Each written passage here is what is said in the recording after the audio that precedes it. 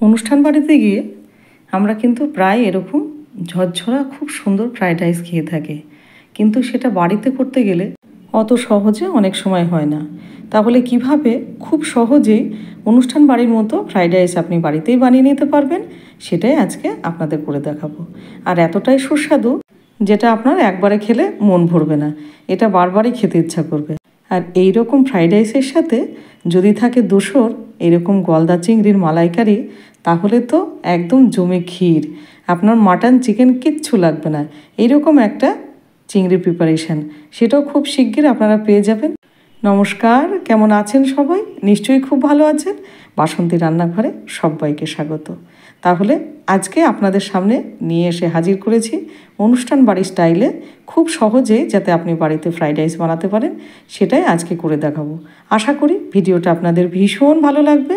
আর ভালো লাগলে কী করতে হবে? আমার পাশে থাকতে হবে, তাই না?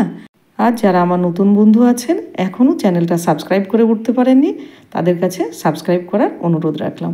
আর পুরো ভিডিওটা দেখার অনুরোধ রাখলাম আপনাদের কাছে। আর নোটিফিকেশান বেলটা অন করে রাখবেন যাতে সবার আগে বাসন্তী রান্নাঘরের ভিডিও আপনার কাছে পৌঁছায়। তাহলে চলুন দেরি না করে কি কি লাগছে সেটা একবার দেখে নিই। তাহলে চলুন, এখানে নিয়েছি ক্যাপসিকাম, এভাবে লম্বা করে কেটে নিয়েছি, লম্বা লম্বা করে। আর নিয়েছি দুখানা কাঁচা লঙ্কা, আর এইভাবে বিনসগুলো কেটে নিয়েছি ছোট ছোট করে। আর নিয়েছি একটা গাজর, সেটাও লম্বা লম্বা করে কেটে নিয়েছি। সবার প্রথমে ভাতটা করে নেব। তার জন্য পরিমাণ মতো জল দিলাম এবং 1 চামচ লবণ দিয়ে জলটা খুব ভালো করে গরম করে এবার চালটা দিয়ে দেবো। এখানে আমি দেরাদুন রাইস ব্যবহার করেছি, আপনারা চাইলে বাসমতিও ব্যবহার করতে পারেন। ভাতটা ফুটে গেছে, এবার মোটামুটি এইটা 80% কুক হলে আমি ভাতটাকে নামিয়ে নেব। ঝরঝরা ফ্রাইড রাইস করতে গেলে যখনই আপনার চালটা মোটামুটি 80% কুক হবে তখনই কিন্তু আপনাকে নামিয়ে নিতে হবে। ভাতটা আমি ফ্যানটা ঝরিয়ে নিলাম স্ট্রেনারের সাহায্যে। এবার একটা প্যানে নেব খানিকটা সাদা তেল। আপনি যদি ভাবেন পুরোটা ঘিয়েতে করব তাও করতে পারেন। আমি খানিকটা সাদা তেল নিলাম আর 1 থেকে 1.5 চামচ নিলাম ঘি। এবার এটা মেল্ট হতে দেবো। মেল্ট হয়ে গেছে, এবার দিয়ে দিলাম কিছু দারচিনি এবং লবঙ্গ।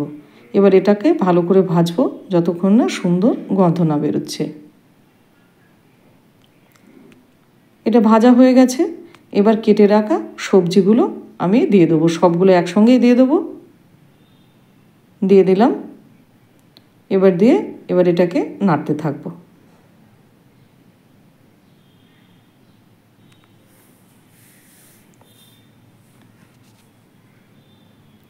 আমি যেহেতু এখানে তেলটা অল্প দিয়েছি সেহেতু কিন্তু আমাকে একটুখানি লবণটা ব্যবহার করতে হবে।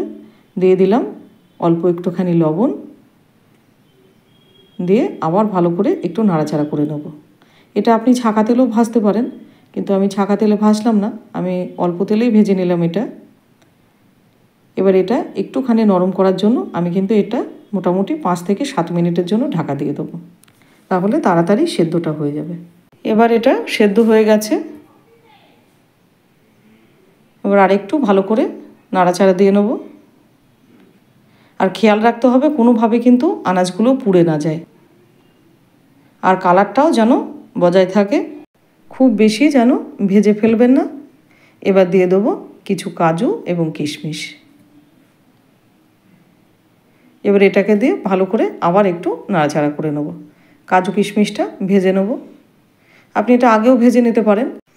এবার কাজু কিশমিশটা ভাজা হয়ে গেলে দিয়ে দেবো চিনি। চিনির পরিমাণটা আপনারা যেরকম খাবেন সেই বুঝে দেবেন।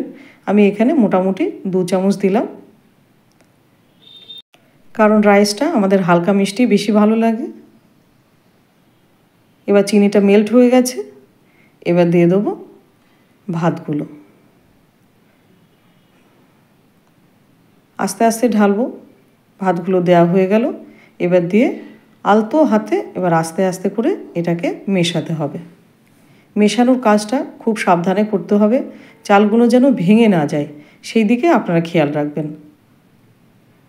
আমি রাইস করেছি, একটা চালও ভাঙেনি, আর ভাতটাও হয়েছে একদম অসাধারণ, পুরো খিলা খিলা, পুরো ঝরঝরা ভাতটা। আস্তে আস্তে মেশাতে হবে। এবারে দিয়ে দেবো হাফ চামচেরও একটু কম গরম মশলার গুঁড়ো, এর মধ্যে জায়ফল জয়িত্রীও মেশানো আছে। আর দিয়ে দেবো হাফ চামচের একটু কম গোলমরিচ গুঁড়ো দিয়ে এবার এটাকে আবার মিশিয়ে নেব আলতো হাতে। মেশানোটা খুব সাবধানে করতে হবে, বারবার বলছি, ঘেঁটে ফেলবেন না চালটা, কিংবা নাড়তে নাড়তে যেন চালটা বেশি ভেঙে না যায়। এবার আলতোভাবে এটা নেড়ে নিতে হবে এবং মিশিয়ে নিতে হবে সবগুলো একসঙ্গে। দেখতেই পাচ্ছেন আমি খুব হালকাভাবে এটা মিশিয়েছি। মেশানোর কাজটা মোটামুটি আমাদের হয়ে গেছে। এবার ফ্লেমটা অফ করে দেবো। তাহলে আমাদের রেডি হয়ে গেল একদম অনুষ্ঠান বাড়ির মতো কিংবা বিয়ে বাড়ির স্টাইলে খুব সহজ পদ্ধতিতে একদম ঝরঝরা খিলাখিলা ফ্রাইড রাইস। দেখতেই পাচ্ছেন চালগুলো কতটা ঝরঝরা হয়েছে এবং কতখানি রাইসটা খিলাখিলা হয়েছে। আমি আপনাদের জুম করে দেখাবো যে একটা চালও ভাঙেনি কিংবা একটা চালের সঙ্গে আর একটা চাল লেগে থাকছে না। দেখুন চালগুলো কত সুন্দর একদম ঝরঝরা খিলাখিলা হয়েছে, একটা চালও ভাঙেনি। আর এইভাবে রাইস করলে খুব সহজেই আপনি একদম বিয়েবাড়ির স্টাইলে খুব সুস্বাদু রাইস আপনি বাড়িতেই বানিয়ে নিতে পারবেন।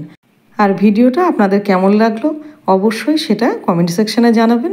আর যদি ভালো লেগে থাকে তাহলে একটা লাইক শেয়ার কমেন্ট করতে ভুলবেন না। আর ভিজিট করুন বাসন্তী রান্নাঘর, সেখানে অনেক ভালো ভালো রান্না আছে। কারণ আপনারাই আমার চলার পথের সঙ্গী, আপনারা আছেন বলে আমি এগোতে পারছি। আর এইরকম ভালো ভালো রেসিপি পেতে অবশ্যই আমার সাথে থাকতে হবে, আমার পাশে থাকতে হবে। আর অবশ্যই ভিজিট করতে হবে বাসন্তী রান্নাঘর, সেখানে গেলে নানান ধরনের রান্না আছে, আপনাদের অবশ্যই ভালো লাগবে সেখানে। তাহলে আজকের মতো চলি, আবার দেখা হবে অন্য কোনো রেসিপিতে, অন্য কোনো ভিডিওতে। ভালো থাকবেন, সুস্থ থাকবেন, খুব আনন্দ করুন, ভালো থাকুন।